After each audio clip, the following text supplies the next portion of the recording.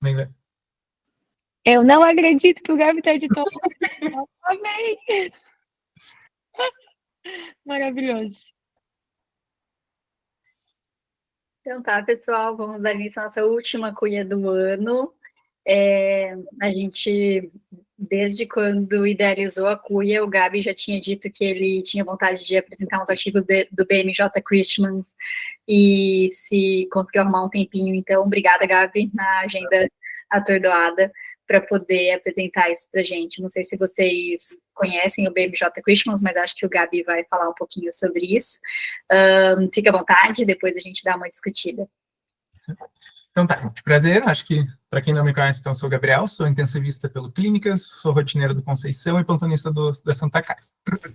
E a ideia hoje é falar dos BMJs de Natal, que é uma edição das 2 últimas semanas do ano que o British Medical Journal faz, e aceita trabalhos ao longo do ano, e ele exige, na verdade, é para falar de temas leves, assim, mas ele exige o mesmo rigor científico, seja para escrever, seja na metodologia de outros artigos.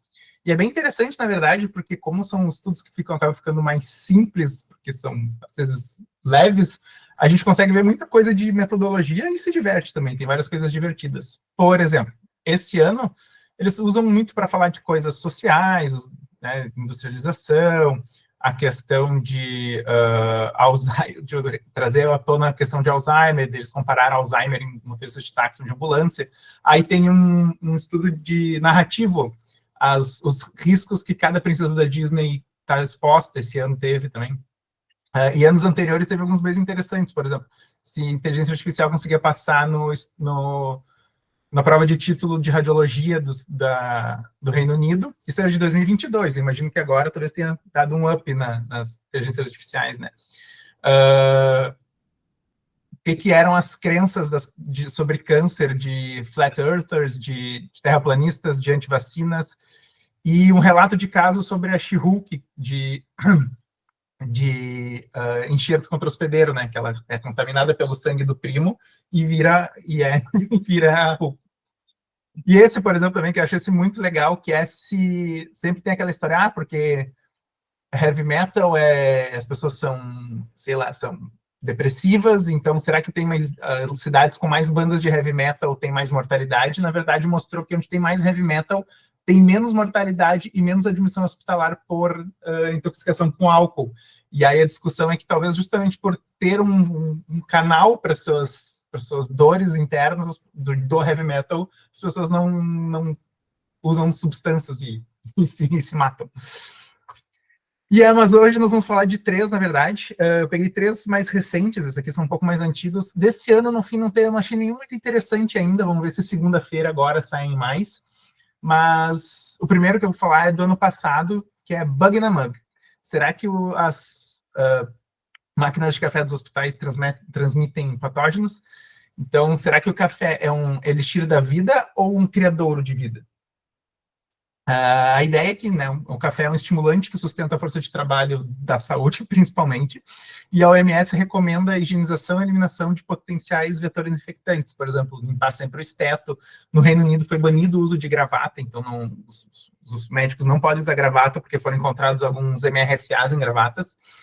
E aí, a partir daí, eles levantou a hipótese se as cafeteiras dos hospitais e na própria casa dos profissionais de saúde poderiam ser focos de patógenos nosocomiais. Eles fizeram, então, 25 cafeteiras foram suabadas, com consentimento dos donos, isso é importante, né? 17 foram em salas de estar de departamento de anestesiologia e de UTI de hospitais do Reino Unido, e 8 das casas profissionais de saúde. Eles fizeram um suave da bandejinha que pinga o café, da saída do café, dos botões para acionar a máquina, da parte de fora do reservatório de água, e da parte interna do reservatório de água, em todas. E aí a gente pode sempre pensar, quando a gente pensa em café, então, um cafezinho limpo, bonitinho, né? A verdade é que muitas vezes no hospital fica assim. E, por incrível que essa cafeteira é muito parecida com a de Santo Antônio, né? Apesar de não ser, o verdinho no fundo parece muito, e às vezes é assim que a cafeteira tá. Então, o que eles acharam nesses swaps? Eles acharam 360 micro-organismos nos swabs dessas 25 bactérias, cafeteiras, 17 cafeteiras do hospital e 8 cafeteiras de casa, 135. Então, muito mais bactérias no hospital do que nas de casa. É esperado, né? Micro-organismos tem tudo, para isso que a gente tem sistema imune. Mas o que eu achei curioso é que os locais que mais cresceu foram os swabs da bandeja, onde fica pingando café e onde a gente apoia a nossa xícara para pegar o café, e da parte interna do tanque de água. Não a parte externa. Dentro do tanque de água teve mais do que na parte de fora. Curiosamente, a saída também da água, apesar de sair café quente, ainda assim teve bastante bactéria que cresceu ali. Então nem ali está limpo, se esteriliza com água quente. Quando vai olhar por patógenos típicos ou atípicos, típicos seriam os que poderiam causar infecção nosocomial, que a gente teria preocupado com causar infecção nosocomial. Eu passei reto aqui, que são as cepas... acho que eu deletei sem querer o slide das cepas, que a OMS se preocupa mais. Então, na verdade, 15 cafeteiras, 30 swabs do hospital cresceram bactérias típicas, que seriam preocupantes por causar infecção. A maioria das bactérias, na verdade, era não preocupante, que geralmente não causaria. E dessas preocupantes, as principais foram a Acinetobacter, Citrobacter, Enterobacter, Escherichia coli e Klebsiella. E o curioso é que, na verdade, essas duas aqui, Escherichia coli e Klebsiella, cresceram em cafeteiras de casa, o que significa que talvez tenham profissionais de saúde que têm toda a higiene de mãos no hospital, mas não limpam direito suas mãos nem suas cafeteiras em casa. E aí, quando chegam em casa, acabam botando as suas cafeteiras. Por sorte, nenhum GMR foi encontrado nas cafeteiras, mas isso traz a questão que talvez a gente precise limpar mais as cafeteiras, né? Ele até fala depois que de todas as 25 cafeteiras, 24 ainda estavam sendo usadas, mas sendo limpadas mais frequentemente, e só uma foi jogada fora porque ele não conseguiu limpar o biofilme que tinha se criado na bandejinha do café mesmo, ele teve que jogar fora. Mas é bem interessante, né, que a gente encontra por tudo e tem potencial de encontrar o que a gente bebe, né, na cafeteira, tudo que é bicho, e não teve, assim, diferença estatística entre encontrar no hospital e encontrar em casa. Teve pouco, né, mas não teve diferença estatística. Não sei se vocês querem comentar ao longo dos estudos ou depois. A Flávia falou que tem que comentar a xícara, testar a xícara. Lá no Conceição a gente tem verdadeiros caldos de cultura, não sei por que está em falta hemocultura, se é só tu deixar parado um pouquinho que já cresce umas coisas bizarras. Lá no Conceição, que as pessoas usam a xícara e não lavam depois, tem umas... E não tem nenhuma Carmen, né, para fazer uma faxina geral, acaba ficando uma nojeira mesmo. Eu não sei se vocês querem comentando por estudo ou depois. Eu acho que a gente pode comentar por estudo, porque eles são bem diferentes entre si, né? Mas muito bom. Mas preocupante, né? Porque o fato de levar para casa os bichos é bem assustador também. A gente sempre sabe que leva, né? Mas ter, assim, quantificado dá um friozinho na barriga, né? Então... A gente vai ter mais discípulos de Carmen daqui para frente. Assim, vai chegar hoje no plantão lavando a cafeteira. Lavando tudo. O foda é que cansa, né? Tu lava 1, 2, 3 vezes, na quarta tu quer saber, eu vou separar essa xícara no meu armário e os outros que se danem. Depois, esse estudo aqui são sobre a disparidade digital entre trabalhadores da saúde na velocidade de digitação entre gerações, gêneros e especialidades médicas. Um estudo transversal. Então, a gente sabe, né, que o prontuário eletrônico melhora a qualidade de serviço de saúde e previne problemas daquela caligrafia típica dos profissionais de saúde, né? Por exemplo, essa aqui foi uma folha anestésica que a gente recebeu de um paciente lá no Conceição, que a gente entende... A única coisa que eu consigo entender mesmo é que teve servo que tem propofol. O resto eu não entendo nada do que está escrito, do que aconteceu de intercorrência com o paciente. Essa aqui é de 2 semanas atrás, essa cirurgia. E aí... Só que a gente sabe que também, se está mais fácil preencher, vai ter mais atividade burocrática. E tem vários estudos, na verdade, sérios, mostrando que até 50% do tempo de trabalho dos médicos é fazendo atividades burocráticas, principalmente preenchimentos prontuários. Né? Tem um estudo britânico que cita que quanto mais tempo as pessoas passam evoluindo ou registrando, menor a percepção de bem-estar e engajamento no trabalho desses profissionais. Então, o objetivo desse estudo é avaliar a velocidade de digitação por idade e especialidade e correlacionar isso com a percepção de bem-estar com trabalhos burocráticos administrativos. Então, a gente foram recrutados profissionais de saúde em 2 hospitais acadêmicos de Amsterdã e eles foram solicitados que copiassem uma história sobre o Papai Noel, esse box aqui, que estava, na verdade, em holandês no estudo, em 60 segundos. Era uma caixa um texto padronizado, com 755 caracteres, 23 pontuações e 17 letras maiúsculas, em holandês, né? É uma historinha sobre como o Papai Noel está triste, que ele tinha que passar tempo registrando os presentes e não mais entregando os presentes para as crianças, que era o que ele queria fazer, ajudar as crianças, e não ficar registrando quais crianças ele tinha entregado o presente. O primeiro desfecho primário foi a velocidade de digitação corrigida, que era quantas palavras por minuto vezes o percentual de caracteres corretos. E o desfecho secundário foi o VAS-Right, que foi uma escala análoga visual sobre quanto esses participantes gostavam de escrever. Que era basicamente para analisar o quanto que eles gostavam das atividades burocráticas. Foram excluídas tentativas duplas, que vários participantes quiseram fazer de novo para melhorar seu score, e teve um participante que teve 100% de acerto, que eles desconfiaram de trapaça, porque ele chegava muito perto do Guinness de digitação mais rápida, então eles assumiram o risco de estar desperdiçando um candidato ao Guinness e excluíram esse participante. Eles fizeram uma análise estatística bem robusta, e aqui eu quero fazer o parênteses, que é muito interessante realmente esses estudos, que eles fazem uma metodologia muito boa. E é muito bom para estudar, assim, como tu não tem todo o confundidor da coisa clínica, se tu lê uma análise estatística, ou a descrição da metodologia estatística, é uma aula de estatística que tu tem. Então é muito interessante ver nesses estudos tudo que eles fizeram, que tu usa para testes não paramétricos, o Wilcoxon soma de rankings, pós-correlação por R, usa Spearman, usa a Nova para testar, para comparar vários grupos diferentes quando tem análises contínuas. Isso é bem interessante, que a metodologia é muito séria. Então, os resultados desse estudo. Eles tiveram 2.690 resultados do teste analisados, com uma média de 32,8 palavras por minuto e com desvio padrão de 20,6. Ou seja, varia bastante, né? Teve gente, 30% digitava 12, 13 palavras por minuto e 40% digitava mais de 50, né? Teve bem mais mulheres que responderam o questionário, e eles, na verdade, acaba que no hospital eles tinham uma proporção maior de mulheres, eles fizeram ajustes depois. A maioria dos respondedores tinha menos de 29 anos, e poucos, cerca de 10 a 20%, mais de 50 anos. Eles olharam também quantos tinham feito um curso de datilografia em algum momento da vida, que foi quase metade, e quanto tempo atrás tinha sido o curso. A maioria de quem tinha feito o curso fazia mais de 10 anos, né? Hoje em dia quase não se faz mais. E a média de dedos utilizados para digitar, a mediana de dedos utilizados para digitar foi 9 dedos, e depois ele fala que quem fez curso usava todos os 10 dedos, e quem não fez curso usava geralmente 6 dedos.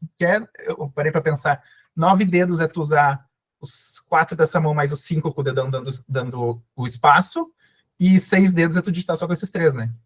Então, a gente entender o que está acontecendo aqui no estudo. Então, esses foram os perfis dos respondedores, né? Eles dividiram por área, então o roxo seria os enfermagem, a rosa, os relacionados à medicina. Os registraram uma coisa que a gente não tem aqui, que na verdade é quem eu entendi que e quem já fez coisa fora, talvez possa falar melhor, é só gente que só tá lá para passar para o computador notas, tipo quem grava um áudio, depois alguém vai lá e digita esse áudio, né? Em azul são profissionais relacionados à pesquisa e educação, e aí teve também pessoal de laboratório e pessoal puramente administrativo. Então, o que eles chegaram é que aqui é um gráfico da velocidade de digitação pela score do VAS-Right, que são, né, como é que se sentia em relação a tarefas burocráticas administrativas. Profissionais médicos e profissionais de educação e pesquisa foram os que tiveram maior velocidade de digitação, ali, cerca de 65 palavras por minuto. Mas os profissionais médicos tiveram, assim, do score que vai de 0 a 100, muito perto do 30, assim, não gostam de atividades administrativas. Ao passo que, né, profissionais administrativos gostam muito, mas curiosamente, não ficaram tão bem na pontuação, e profissionais de laboratório, que provavelmente não tem que digitar muita coisa, foram bem mal, mas gostam de funções administrativas. Mas o principal aqui é que não teve uma correlação entre digitar mais rápido e gostar mais de funções administrativas, né? Quando a gente pega por subespecialidade médica, a maioria foi medicina interna, teve bastante de pediatria também, mas é que eu acho que aqui eles não, ao passo que nas especialidades adultas eles quebraram por sub, acho que na pediatria eles aglutinaram tudo em pediatria, né? E as especialidades que digitaram mais rápido foi medicina interna, psiquiatria e neurologia. Medicina interna, psiquiatria e neurologia. Um pouco também de cardiologia. Fiquei pensando se isso muito não era são especialidades que passam mais tempo na enfermaria, tem que digitar mais coisa, na pessoa da medicina interna escreve até morrer todas as histórias clínicas, não sei o quê. Psiquiatria tem que escrever todos os sintomas dos pacientes. E neurologia todo, exame clínico, para não atrasar as coisas, tem que acabar conseguindo digitar mais rápido, né? Curiosamente, quem digitou mais devagar de todos foi dermatologia, que já tira foto, não precisa ficar digitando. Radiologia e medicina nuclear digitou devagar também, provavelmente porque eles não precisam digitar, né? Eles têm um aparelhinho que escreve, então quando eles têm que digitar alguma coisa, eles não sabem digitar rápido. E essas especialidades que tem, tipo radiologia, que tem mais ligada a funções administrativas, assim, de, né, laudar exame, controlar, como é que eles falam, que tem que programar como é que vai ser feito o exame, gostaram bastante de funções administrativas, né? Que não vem tanto paciente também. E não teve diferença por sexo, não teve, a velocidade de digitação que eu tinha falado não se relacionou com o VAS Write, o curso de digitação usou mais dedos, e a idade teve um efeito teve diferença entre os grupos com o A9 menor que 0001. Quanto mais novo, mais rápido digitava. E aí o estudo traz a questão se é uma coisa de nature, porque vai envelhecendo, vai perdendo a motricidade fina, ou de nurture, de criação, que a geração mais nova já aprendeu a digitar, tanto que se a gente vai olhar, né, a maioria das pessoas que fez o curso há mais de 10 anos, de caligrafia, de datilografia, desculpa, e tem alguns estudos mostrando que gente que digitava rápido vai perdendo essa capacidade ao longo do tempo. E ele também traz na discussão que o prontuário eletrônico não é só digitar, né? Também tem a questão que tu tem que clicar, tem que ir lá e marcar as caixinhas, tem que esperar o negócio puxar. Então ele questiona se não seria interessante ter treinamentos para nivelar, né?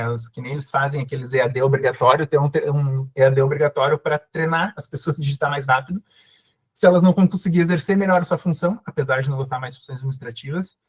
Mas eu me questiono um pouco, né, se, por exemplo, conhecendo o Tazi como a gente conhece, se o treinamento vai servir para alguma coisa nessa porcaria aqui, que é difícil, cara. Esse foi para ti mesmo, né, Gabi? Tu quer falar das tuas habilidades de digitar rápido? Eu ia botar a fotinha do Caco, mas não botei.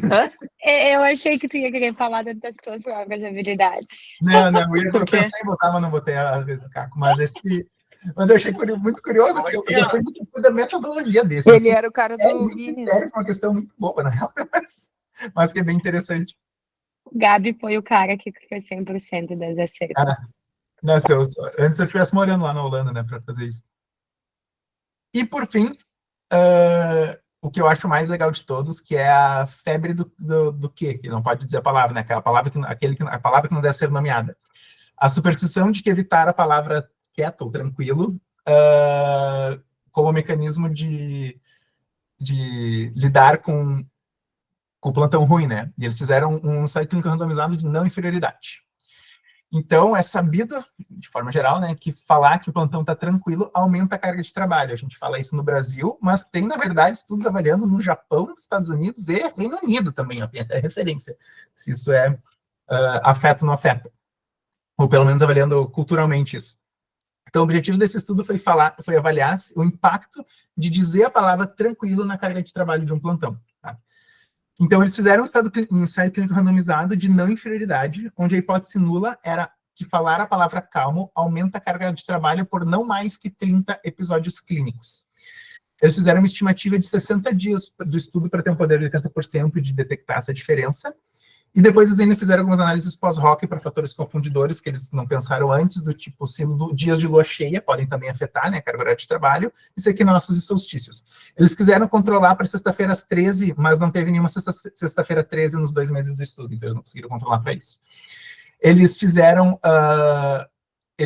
a randomização por envelopes, então todo dia o profissional, eram 2 profissionais microbiologistas do laboratório, que eles chegavam e abriam um envelope e iam ver se no envelope eles tinham que falar a palavra tranquilo ou não. Se eles tinham que falar a palavra tranquilo, preferencialmente eles falaram a palavra tranquilo na frente do colega de trabalho, para ter a confirmação de que alguém tinha ouvido a palavra tranquilo. E o desfecho primário foi um desfecho composto de telefonemas, resultados clinicamente significativos, telefonemas por laboratório de microbiologia, resultados significativos de exames que eles tiveram que botar no sistema, resultados validados, que eles tiveram que revalidar da máquina, no período de 24 horas, né? Então, esse foi o flow de dias, 61 dias foram avaliados, nenhum foi excluído. Dos 61 dias, 29 foram randomizados para ser quietos, 32 foram para o controle, que não era para falar a palavra quieto. Nenhum dia se perdeu de follow-up, então 29 dias foram analisados no grupo quieto e 32 no grupo controle. Esses foram os resultados, então, as bolinhas dia a dia, as bolinhas são os dias controle e o roxinho são os dias que foram ditas as palavras, que o plantão ia ser tranquilo. Onde está cinza foi dias de final de semana, inclusive feriados. Aqui foram os dias de lua cheia, e aqui foi o solstício de verão. Tá? Então, foi uma distribuição bem semelhante entre os 2 grupos. Na distribuição de dias, na verdade, tem um viés que o grupo controle teve mais feriados, né? Ele teve 15 versus 5, então isso pode trazer um viés de que no grupo controle foi mais tranquilo porque teve mais dias de feriado, que pode, na verdade, o grupo intervenção, realmente falar tranquilo poderia prejudicar. Mas eles fizeram uma análise controlada para isso, eles fizeram uma regressão logística controlada para isso, e ajustando para isso, não teve diferença entre a carga de trabalho, aquele desfecho composto, entre os dias de que foi dito que o plantão ia ser tranquilo e os dias que não foi dito que o plantão ia ser tranquilo. Teve 144 episódios clinicamente significativos no grupo controle, no grupo intervenção, desculpa, e 140. E que não está 30 a mais do que né, já não fecha para o nosso desfecho de não inferioridade, né, a diferença cruza o 0, e mesmo ajustando fica mais próximo do 0 ainda. E aí, na verdade, ele usa esse estudo, né, será que a gente tem outro viés, que outros profissionais falaram a palavra tranquilo no hospital, não teve como controlar isso, né? Ele difere um pouco de resultados anteriores, ele cita um estudo de ortopedia que falar tranquilo aumentou o trabalho dos residentes de ortopedia que estavam de plantão, mas ele usa esse estudo, na discussão ele fala bastante sobre como está tendo um staff shortage no sistema de saúde britânico, né? Teve 2 dias com mais de 190 clinical encounters para só 2 microbiologistas, né? Então, tá, na verdade, ele usa um estudo muito bem feito de uma coisa banal, mas para falar sobre um problema, né, de estar faltando de ter pouco gente trabalhando no hospital. Mas a conclusão é que a gente pode falar a palavra tranquila, que ela não afeta a carga de trabalho, e talvez a gente deva falar para passar boas energias aos colegas, né? Tomara que teu plantão seja tranquilo, assim, para criar um ambiente bom de trabalho. E áreas de pesquisas futuras seria avaliar se ferradura na porta do paciente pode reduzir a infecção, transmissão de infecção, ou se pé de coelho no bloco cirúrgico poderia também reduzir a infecção de FO dessas cirurgias.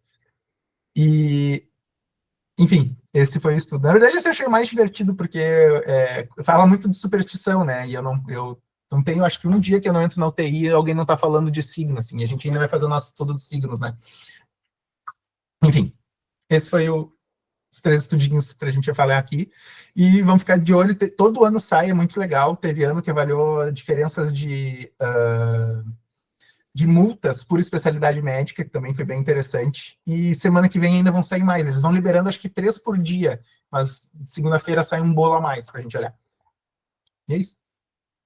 Muito bom, Gabi. E sabe que hoje eu não sabia que tu ia apresentar isso, eu não tinha prestado atenção. e hoje eu fui falar que achava que o Natal ia ser tranquilo, porque a gente estava dando altas e tal, eu pensei, cara, eu não vou falar isso, porque eu sou supervisora o Natal inteiro, sabe? Eu estou no meu pé, então amanhã aí falando, pregando a palavra do Natal tranquilo. Agora tu pode falar. Já tem evidência de que não faz diferença, agora tu pode falar tranquilo que o Natal vai ser tranquilo. Ano passado a gente Muito bom, Gabi. bomba. Ano passado a gente postou na Clara um do ano passado ou do ano retrasado, que era A cola para desobstrução, desempactação, né? cola para desimpactação de bolo alimentar no esôfago de pacientes que chegam na emergência impactados. E aí, no final, não fazia diferença, mas eles falavam, então vale a pena tentar, porque se desobstrui igual, pelo menos vale a pena. Muito bom, Gabi. Arrasou. Fala, Vera. Eu quero dizer que tu arrasou, que foi ótimo, que eu sou fã do BMJ Christmas por causa de ti, porque desde a residência eu lembro a gente em dezembro, na residência, lá no puxadinho, olhando os artigos que tinham saído. Vamos fazer o que? A gente olhando todos Vamos olhar, a gente lia todos os artigos do BMJ Christmas, é muito legal. Mas eu acho muito legal, porque até a Mônica me mandou mensagem que estava assistindo aqui.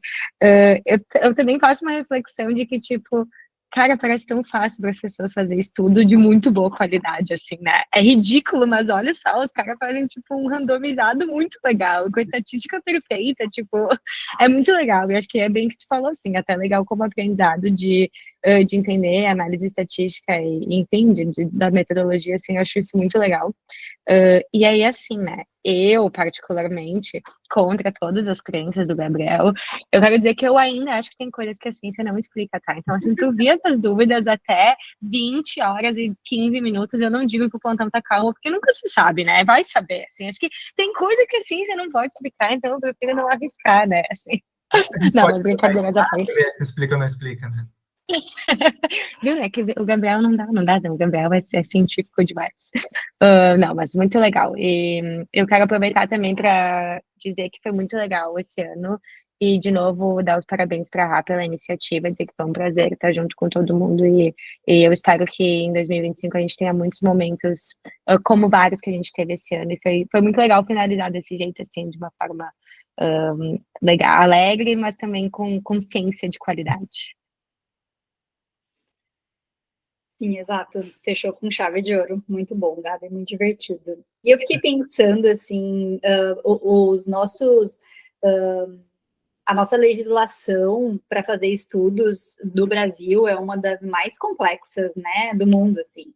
Fiquei pensando, será que um comitê de ética aceitaria a gente fazer esse tipo de... Eu penso o quanto é difícil passar um trabalho no comitê de ética. Será que eles iam aceitar a gente fazer o do horóscopo? Porque é um desejo real, assim, de tomar os signos com a quantidade de sedação dos pacientes. Então, será que o CEP vai deixar? Olha, eu acho que se a gente argumentar que vai ser um retrospectivo, que já, tipo assim, já analisou dado que já tem, acho que não imagino que eles vão implicar. Eu não sei, porque é tão difícil passar os projetos do CEP, sério, às vezes tu quer pedir para ver um retrospectivo de umas... Cara, paciente com bronquiolite, os caras não deixam. Então, não sei, eu acho tão difícil, eu sou desanimada. Vai ter que dizer as vantagens para o paciente, que após isso a gente vai colocar na anamnese o signo. Esse ano.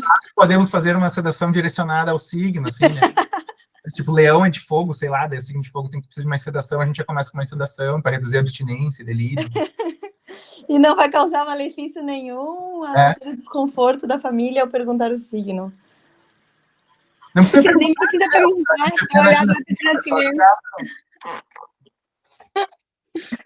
Tamo junto, vamos tocar. Vamos colocar Venâncio no nosso multicêntrico. Tem que fazer uma nova, são 12 signos, uma nova de 12 grupos, precisa de um N bem grande, a gente vai precisar, tem que ser multicêntrico para fazer isso aí. Demais, pessoal. Muito obrigada a todo mundo. Fechamos com chave de ouro mesmo. Eu já sabia imaginei que fosse ser divertido, mas foi muito mais. Obrigada, Gabi. Valeu. Tu sabe muito disso. Aí, curte pra caramba, né? O BMJ, eu conheci pelo Gabi também e acho sensacional. Espalho a palavra do BMJ Christmas para todo mundo. Boas festas, pessoal, e que em 2025 nós estejamos juntos aqui, aprendendo bastante e nos divertindo também. Com certeza. Valeu, gente. Muito obrigado pelo ano também. Tchau, tchau. Tchau. Tchau, valeu, pessoal. Parabéns, Gabi, amei.